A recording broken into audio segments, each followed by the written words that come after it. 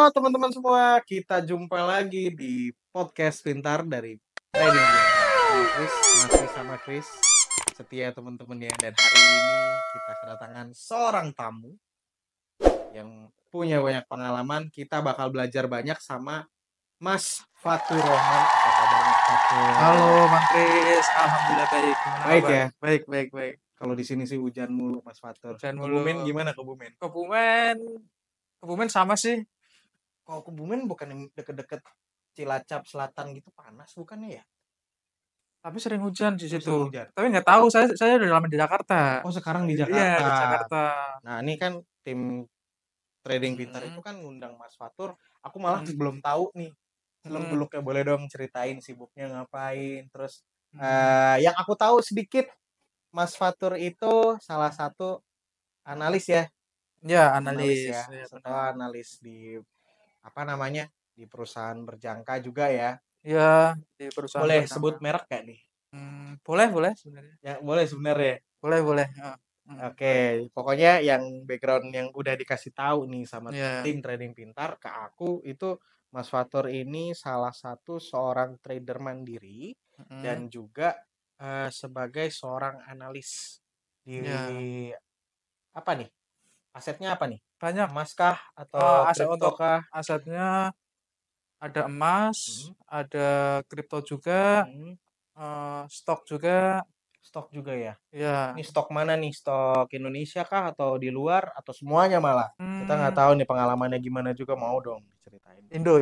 Indo ya? Stok Indo. Stok Indo. Oke. Dan sekarang ini lebih banyak di mana, Mas? Aktifnya, Mas? Kalau Sekarang aktifnya di gold. di gold ya. Mm, Oh, di gold. Di emas berarti Ya, di emas. sering begadang dong. Hampir tiap weekday kita bergadang. Begadang ya. Weekday, weekend kita santai. Nungguin Mbah Powell ya. Kalau Benar. komentar kan agak-agak tuh ya. Agak-agak Aduh, langsung market aduh. tuh. Nah, sejauh ini nih, sebelum di Jakarta, kalau dari tim bilang udah 7 tahun, betul ya? Ya, kurang lebih sudah Kurang 7 lebih 7 tahun tahun. di dunia trading. Hmm. Dari sebenarnya awal terjun itu kurang lebih tahun 2016, 2017.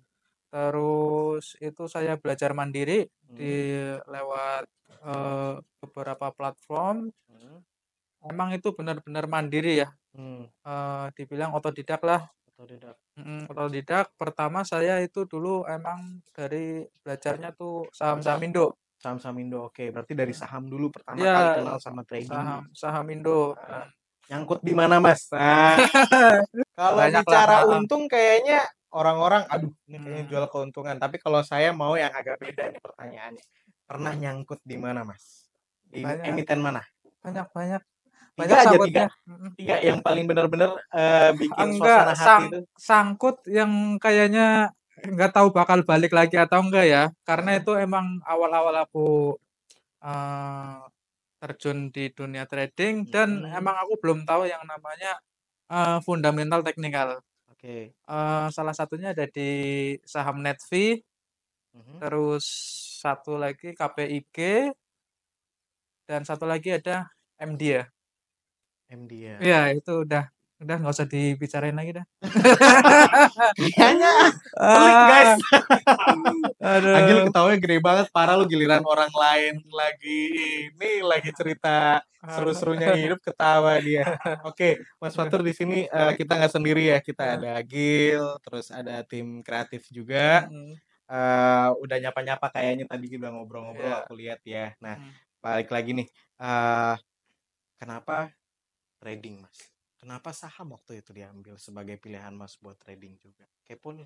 Karena awal-awal dulu emang saya ketemunya influencer saham kayaknya sih ya. Siapa tuh, boleh tahu nggak? Ada, jangan disebut karena itu yang buat sangkut saya. Oh gitu. Iya. Terus Setelah waktu itu kan punya beberapa tabungan lah, aku masuk, terus aku sangkut di situ. Terus setelah 2017 aku ngulik-ngulik lagi, aku belajar tentang kripto. Oke. Nah, waktu sudah pindah ke kripto ini pindah ya? Ya, Pindah apa cuman bukan cuman pindah apa nambah? Lebih Mas, pindah sih, lebih pindah ya. pindah, Berarti yang di saham stop dulu, baru stop ke dulu kripto. baru ke kripto. Nah, itu gimana tuh? Ke kripto aku, nemuin beberapa komunitas kripto yang emang Hmm, bagus dan sekarang punya beberapa, channel komunitas juga untuk kripto dan channel komunitas juga untuk forex dan hmm. gold juga ada. Boleh di-spill nggak? After ntar Ya, ya.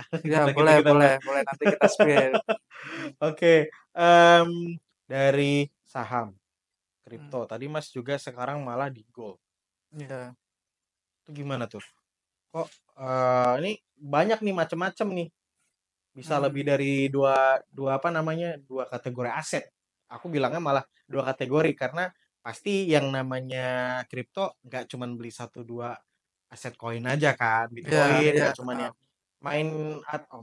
Janganlah kita ngomong main ya di trading ya teman-teman. Baiknya kita ngobrol bisnis karena ya ada beberapa orang yang memang menganggap eh, trade itu adalah kegiatan yang bisa membuat kita dapat untung. Kalau diterusin ya bismillah aja dapat untung ya Mas ya. iya, pasti Nah, sih. Pasti kalau kita, serius di salah satu bidang, kita sudah dibanting terus di bidang itu dan kita tetap konsisten belajar di situ, mm, pasti ada kita membuahkan hasil di situ. nah Mhm. tadi krip tadi saham pertama, terus kripto Mas. Terus bisa di emas nih gimana ceritanya? Ceritanya dulu aku di Bitcoin, eee, MC di Bitcoin aku, MC, MC. Master Ceremony yang ngomong-ngomong bukan MC margin call. Margin Aduh call, ngelawak bener tapi bener. nggak lucu guys. Nggak lucu nggak lucu, heeh, Ketawa lu heeh, epic banget Gil. heeh. Aku Parah MC emang. di margin call, emang kesalahan yang benar-benar fatal dan aku belajar dari situ, Mm, benar-benar ya itu yang membuat titik balik dari semua analisa, semua, apa, riset-riset aku tentang koin, tentang pair-pair yang ditradingkan, titik baliknya dari situ, dari situ dari, dari setelah MC aku di Bitcoin. MC di Bitcoin. Iya, MC di Bitcoin. Oke. Mhm. Nah, MC di Bitcoin bikin kapok nggak? Kapok kapok saya. Langsung Mhm. langsung berhenti ya? Apa gimana? Eee, beren nggak berhenti sih. Saya lebih tahu kenapa saya, bisa MC di sini, emang, saya ada satu kesalahan yang sangat fatal di, eee, dunia kripto ini kan. Jadi, dulu aku mainnya emang pertama Hmm, di spot, terus? terus mainlah ke future, Oke. coba-coba ke future dengan, bekal analisa yang dulu itu termasuk yang apa ya, Eee, teknikalnya aja tuh aku masih inilah, cuma trenan-trenan doang, nggak Oke. tahu sama kurang menguasai money management juga, Ya, money management ya, penting. jadi ketika aku sudah, masuk di future itu berapa ya waktu itu harga Bitcoin kurang lebih dari harga 60 ribuan di Oh, tahun $60.000 ya. Tuh iya, kapan tuh? 2022 ya, pertengahan. 2021 kayaknya deh, 2021 malah. Oh, belum 2021. Covid ya. Udah Covid ya? Pas masa-masa itu kan boom boom gede kan ya Oh iya, waktu zaman-zaman Covid kan. waktu Covid, Oh, zaman Covid. luar biasa kan. Itu Mhm. gejolaknya harganya naiknya juga pas di sana juga besar sekali. Iya, kesalahan aku itu, aku udah nyangkut di future sudah, kurang lebih 50% lima dari persen asetku, dari asetnya Mas. mhm. Dikumpulin lagi tuh dari zaman Iya saham. iya, dari situ Hah? aku, sudah nyangkut, terus karena Bitcoin volatilitasnya sangat tinggi banget, aku juga udah, "Wah, ini bakal MC nih." Lah terus kesalahan aku all in di dompet spotku ini, Mhm. aku masukin semua ke future. Oke. Nah, di situ tuh Di situ titik baliknya. titik baliknya habis semua. Ada yang diingat nggak? Kenapa waktu di Futures malah ambles semua? Belajar apa Eee, dari kit situ? Kita kan pengen belajar nih. iya, heeh. Titik baliknya trading pintar. Terus aja sebut Chris. Trading pintar Pak di sini ada tamu. Iya, kita, Gitu. harus, Kita mau belajar itu apa? sih belajar yang namanya risk management. management. Iya, karena di situ kita tahu ketahanan equity kita sampai harga berapa dan seberapa kuat kita menahan equity dan untuk money management itu sangat penting, sangat-sangat penting Hmm, untuk kita tahu dulu sebelum terjun ke market lah. Itu hmm, emang benar-benar pelajaran berharga bagi saya. hmm, Kita harus tahu perhitungan dari aset yang kita tradingkan di situ. hmm. Mhm. Ketika kita sudah psikologi kita pasti terganggu ketika kita sudah minus lebih dari 50%. Ada rasa pengen mengembalikan Iya, pasti. Ya. kita lebih baik, apa, kita 50% ini mau diapain nih? 50% kita katanya udah rugi udah gede banget ya 50%, mau di-cut loss udah gede, nggak di-cut loss kita MC. Nah, Hmm, di situ tuh, eee psikologi udah main ya. kacau, main dan kacau sih. Terus sudah all in, terus dapat Mhm, kesempatan.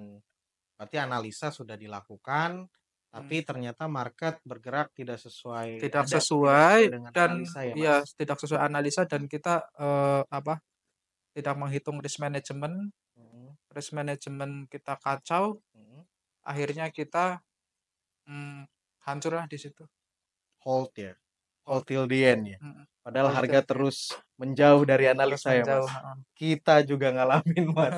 Jadi rasanya tahu apa namanya? Kita udah saklek sama analisa. Wah, bakal balik nih. Ini cuman koreksi sebentar, Mhm, tapi mhm. ternyata koreksinya terus-terusan. Iya, Baru enggak habis itu balik nyesek sih. nyesek kita, Nyesek sih. kalau begitu udah kita antara cut loss, SL, SL, kalau, TP udah TP, gitu aja Hmm. untuk sekarang.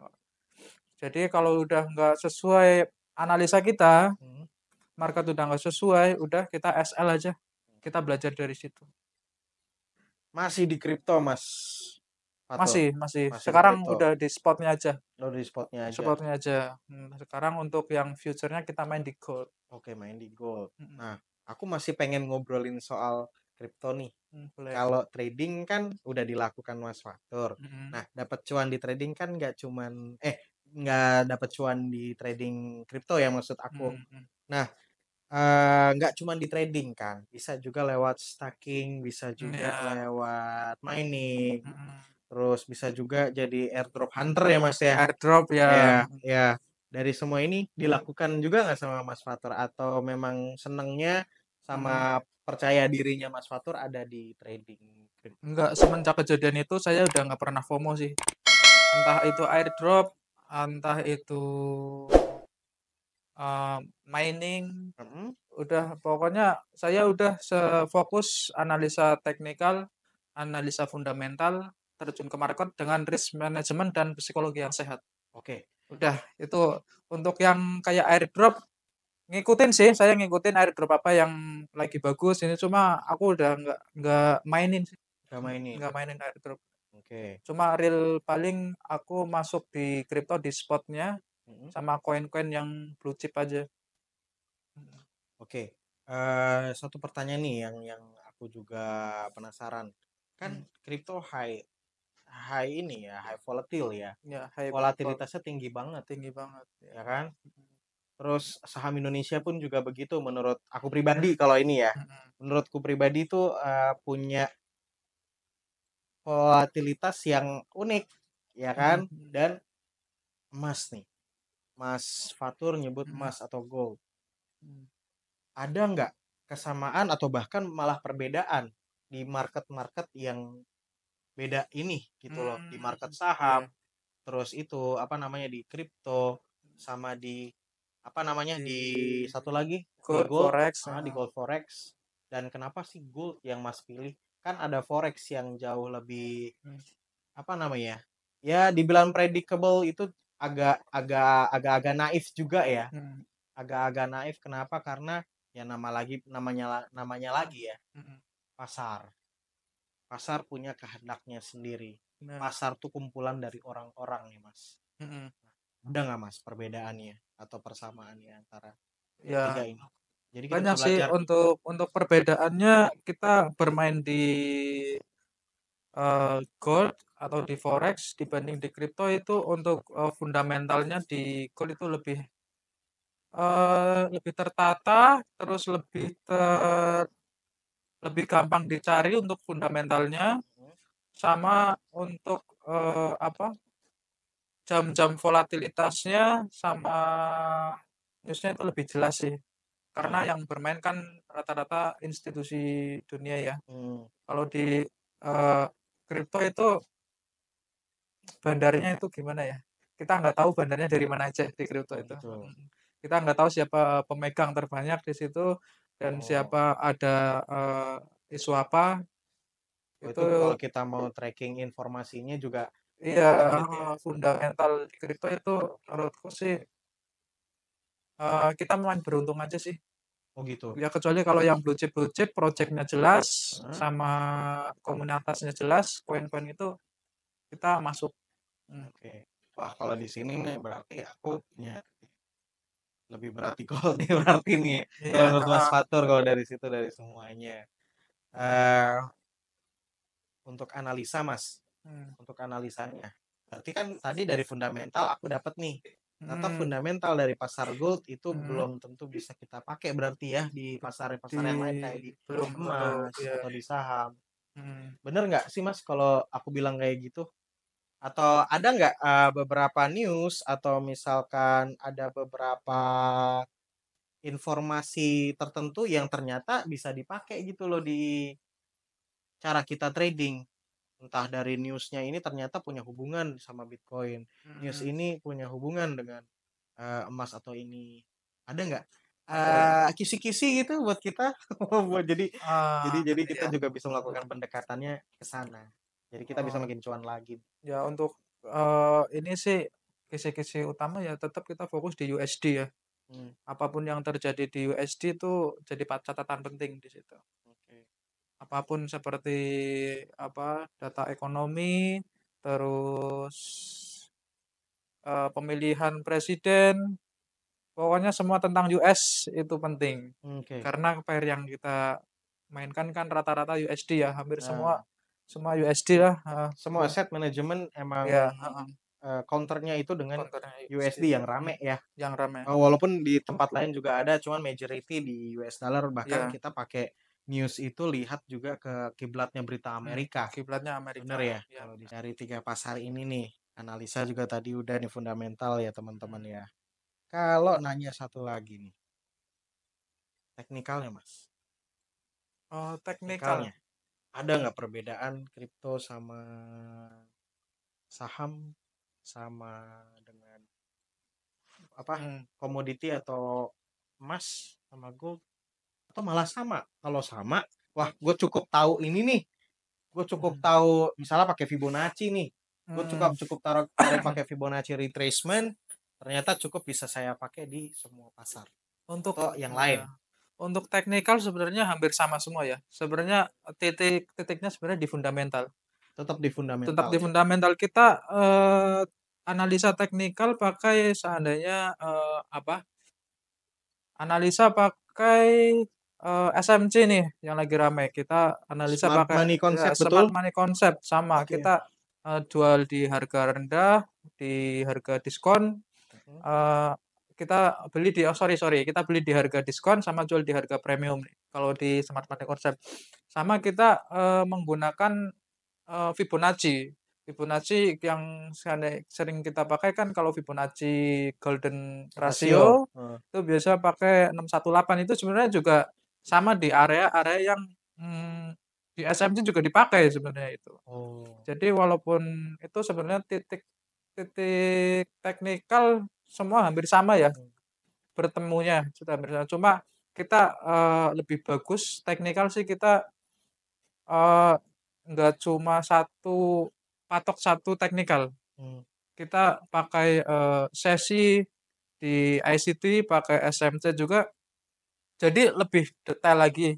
Ketika kita punya data yang lebih bagus di teknikal, Hmm. ada support resisten yang kuat atau di VFG imbalance yang kuat, Hmm. kita menemukan data atau entrian di, apa, ICT nih, kita menemukan antrian di seandainya di sesi London Hmm. kan, volatilisnya bagus, kita ukur pakai Fibonacci-nya, terus kita lihat pakai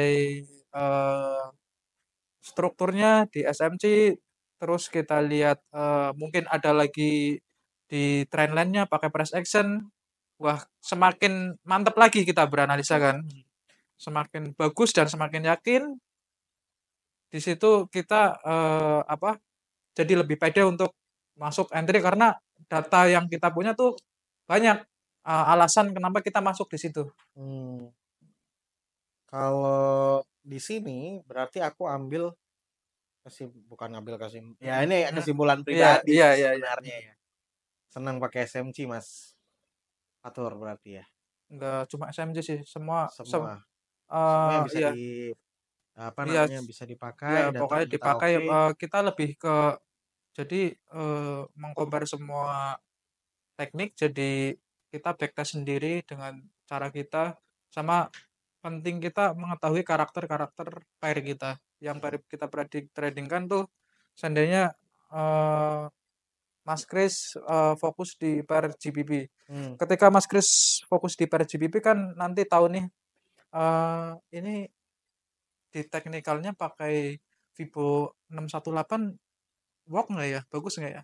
hmm. Nanti Mas Kris bisa tahu karakter-karakter situ. Jadi kalau saya sih fokusnya sekarang di pair gold sama beberapa forex ya.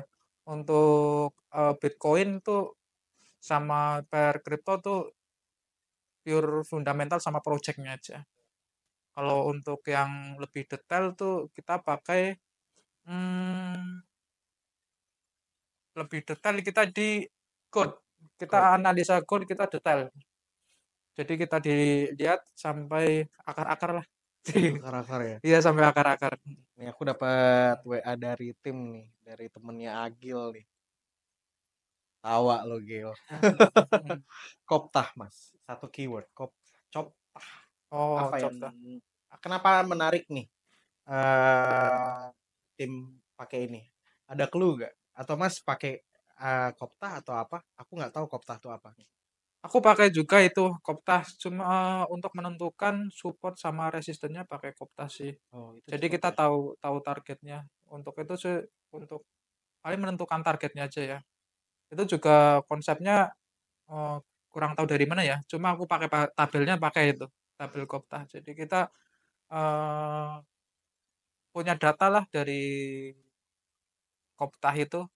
Soalnya nggak ini Eh, Mas, aku nggak jarang bukan hmm, jarang malah baru pertama kali ini aku dengar kalau SMC memang lagi trading pintar mau coba kulik-kulik karena pendekatannya menarik dan sekarang ini banyak yang pakai mau di kripto maupun juga di trade hmm, forex.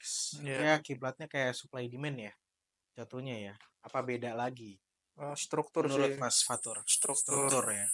Ya market struktur terus ada yang namanya COCH ya terus Hmm, ya banyak istilah-istilah baru lah ya, yang bisa kita pelajari lebih lanjut dan melakukan pendekatan ini jadi kita bisa dapat lebih cuan lagi iya. ya.